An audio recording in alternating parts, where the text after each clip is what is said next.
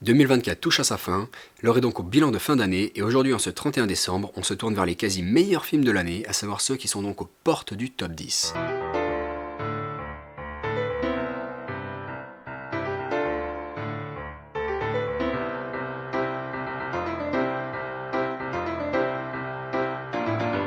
Dès demain, on vous proposera notre top 10 des tout meilleurs films de l'année en équipe et sous forme de débat avec Antoine et Sacha. Mais aujourd'hui, on va donc se concentrer sur quelques excellents films qui ont donc raté le coche de peu. Si vous voulez chiffrer tout ça, vu qu'on aura aussi des mentions honorables dans le top général, ce top d'aujourd'hui, c'est un peu un top 30 si vous voulez, en incluant les mentions. Et dit comme ça, bon, ça fait pas forcément rêver, mais je vous promets que ce sont quand même tous des super films. Bon, et comme d'habitude, le top est construit sur un mix entre ma propre appréciation subjective des films et mes observations un peu plus objectives de leur qualité cinématographique. Alors, pour commencer rapidement par quelques petites mentions honorables, je citerai The Arctic Convoy, superbe film de guerre historique norvégien, The Fall Guy, qui est un blockbuster américain que j'ai vraiment surkiffé et à la superbe bande-son, La Nuit se traîne, qui est un thriller urbain et nocturne belge hyper captivant et dynamique, Ni chaîne ni maître aussi, qui est un très bon film historique français sur le marronnage français sur l'île Maurice au XVIIIe siècle, mais aussi L'amour ouf, qui est une magnifique romance incandescente et impossible sur 2 générations, réalisée par Gilles Lelouch, et puis 2 films qui sont honnêtement plutôt du même niveau que ceux du top à venir, à savoir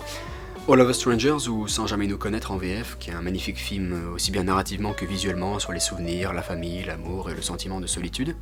Et enfin Borgo, un très bon polar carcéral corse, doublé d'une étude de personnages troubles portée par une superbe Afsia Herzi. Donc, en 10ème position de ce top 10, j'ai le film français Les Fantômes, qui met en scène un réseau clandestin de citoyens syriens qui veulent rendre justice à leur peuple par-delà ses frontières et qui traquent donc leurs anciens tortionnaires du régime d'Assad. C'est à la fois l'étude d'un personnage brisé et un thriller où la tension monte jusqu'à une superbe scène de restaurant, et où le spectateur ne sait jamais vraiment s'il suit la traque d'un homme horrible qui se fond dans la masse, ou la traque d'un espion perdu et détruit, qui a tellement baigné dans le mal qu'il le voit partout. En 9ème, j'ai le film de combat sportif et politique Tatami, qui a été réalisé par un Israélien et une Iranienne, c'est à souligner quand même, et nous plonge dans un tournoi de judo qui va se transformer en duel de liberté, vers l'exil et contre le régime des Mollahs, dans un cadre 4/3 et une très belle photo en noir et blanc.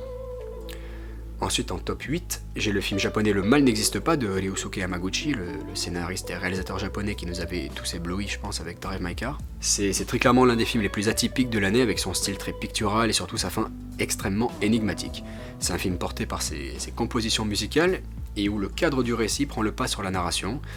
pour entraîner le spectateur à trouver du sens dans les plans et les scènes. Et c'est un film sur l'équilibre ou l'harmonie et sa fragilité, aussi bien sociale qu'humaine ou environnementale. En top 7, j'ai mis The Iron Claw, qui est un film indépendant américain sorti en début d'année en France et qui met en scène la malédiction, ou du moins la tragédie de la famille Von Erichs, célèbre dans le monde du catch. Mais si on peut le voir sous l'angle du biopic sportif, c'est aussi un film dramatique sur l'éducation américaine et son système compétitif à tout va, porté par un excellent casting avec un surprenant Zac Efron d'ailleurs, et une magnifique photo. Ensuite, en numéro 6, j'ai un autre film japonais qui est passé un peu inaperçu en France, bien qu'il ait gagné 8 statuettes aux équivalents des César ou Oscars japonais, dont les principales, celles de meilleurs films notamment. Ça s'appelle donc A Man à l'international ou Haru Otoko en japonais, et c'est un thriller familial construit sous la forme d'une véritable quête d'identité dans un pays où les étiquettes familiales et les masques sociaux sont encore très présents, avec un fond plus social et politique qu'il n'y paraît au départ, et c'est aussi une histoire émouvante de romance et de suspense, dans un cadre une nouvelle fois énigmatique, et qui varie aussi bien les tons que les protagonistes.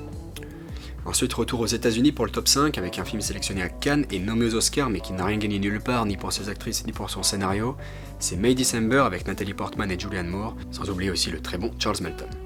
C'est une double histoire, à la fois une étude de personnages sur la complexité humaine dans le cadre d'un scandale, et aussi un film sur le processus d'acting.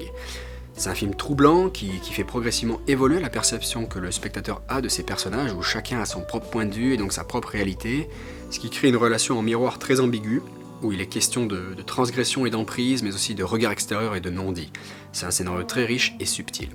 Ensuite, en top 4, j'ai le film français de cette fin d'année, à savoir Enfant phare avec Benjamin Lavergne et Perlotin. C'est un film à la fois comique et émouvant qui réussit très bien ce savoureux équilibre tout en y ajoutant une importante dimension musicale, avec cette histoire de 2 frères séparés à la naissance et réunis plus tard par la musique.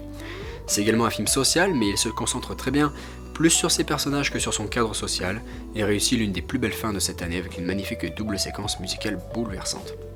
Et sur le podium, j'ai un magnifique film d'animation très atypique, coproduit entre la Lettonie, la France et la Belgique, et qui s'intitule Flow. C'est un film sans aucun dialogue, et où la narration est donc exclusivement visuelle, et nous plonge dans un monde futuriste avec un récit sociétal et environnemental, au gré du voyage d'un chat solitaire qui va se faire des ennemis et des amis, et devoir faire des choix de survie et de partage au sein d'une arche sans Noé. Le tout dans un style visuel assez particulier, au dessin presque en esquisse, mais au mouvement hyper réaliste, pour nous faire facilement comprendre les faits et gestes et motivations des différents animaux, et c'est très clairement l'un des films les plus innovants de l'année. On passe ensuite au top 2 avec Les Chambres Rouges, un film québécois de Pascal Plante que je peux pas vraiment dire avoir aimé, mais bon qui est définitivement marquant et dont on ressort très clairement mal à l'aise.